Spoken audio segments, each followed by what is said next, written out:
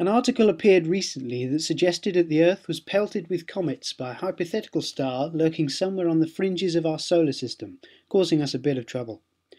Commonly called Nemesis, and comically called the Death Star, this hypothetical object has also been called, of course, Nibiru. So what is going on here? It has been suggested that a red or brown dwarf somewhere near or in our solar system was responsible for a perceived cycle of mass extinctions found in the geological record, occurring roughly every 26 million years. It is of course a bit of a challenge to work out what caused each extinction event, and if there is a clear cycle in the first place, but many people are working on answering such questions every day, and there are instruments that may finally be able to offer us evidence of such an object, allowing us to see if such a hypothetical star could indeed play a part in our solar system. Launched in December 2009, the Wide Field Infrared Survey Explorer may be our best bet. It scans the entire sky up to 10 times in a number of different wavelengths. You can think of it as our beloved telescopic friend IRAS, but with 1,000 times better sensitivity.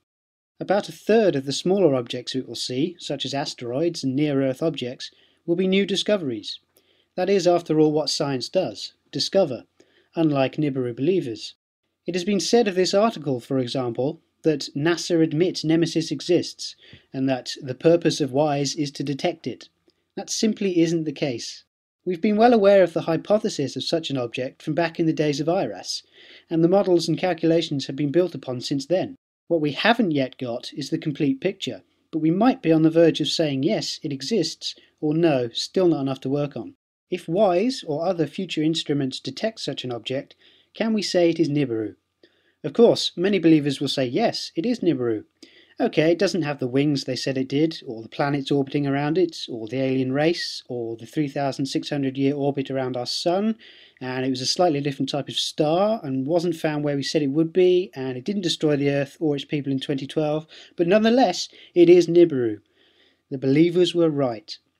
The problem is that believers don't really have much of an idea of what Nibiru actually is, partly because they bunny hop onto new theories and discoveries and claim it as their own. Here is a question to believers. If you know Nibiru exists, why aren't you sharing your knowledge?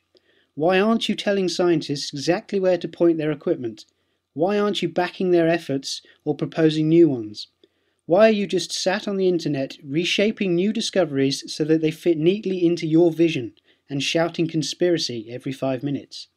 If you think Nibiru exists, prove it. Please, offer us some evidence that we can test. If we reach the same conclusion, we advance science that little bit further.